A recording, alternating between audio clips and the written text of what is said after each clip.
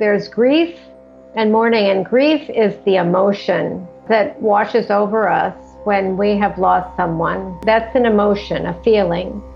And mourning or grieving is the action that takes, many different kinds of action. So the thing to remember about grief is that there is no end. Like, when people say, aren't you over that by now?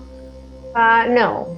We have to have compassion because there is no end. There is a gentling of our heart where it doesn't hurt as much, that has become a little more settled.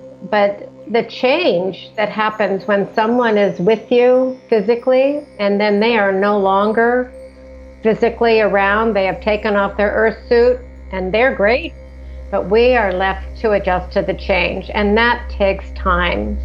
And it takes work, actually. To do the work of grief is to dive deep into those feelings and emotions and to allow them, to be with them.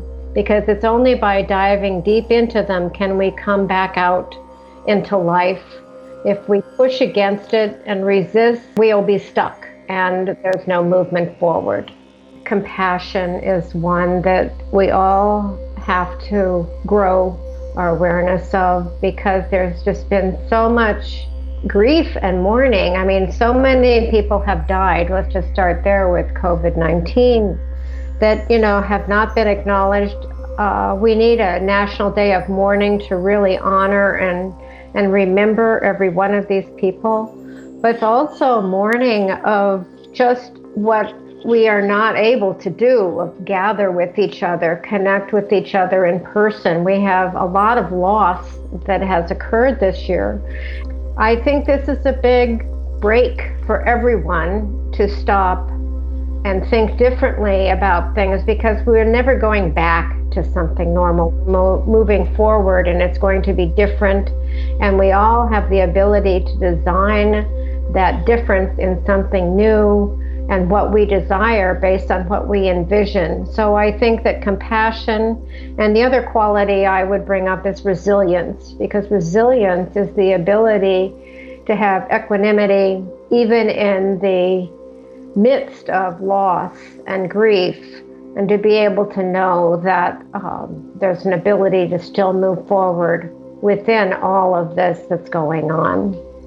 And that sometimes is very difficult for people because there's so much busyness going on in their heads. So I always tell my clients when I'm consulting with them on a spiritual basis to start observing the words that come out of their mouth.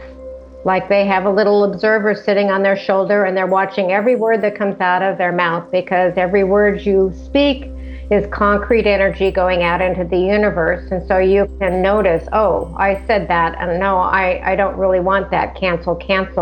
So if we can start noticing what words we're saying, we can then over time back up to what is our thoughts before we speak.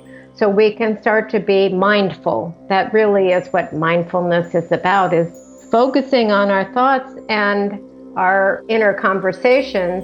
And I'm a firm believer in, when you've got some kind of a tape going around in your head, stomp your foot and say, no, I'm not going to go there anymore, and replace it with what you do want to affirm. So it's an inner practice.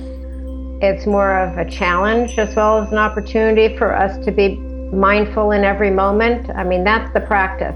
How well we do it is not a matter of saying, oh, I wasn't doing it, and making ourselves wrong, as much as noticing, and bringing ourselves back to the present moment. I try and remember to breathe.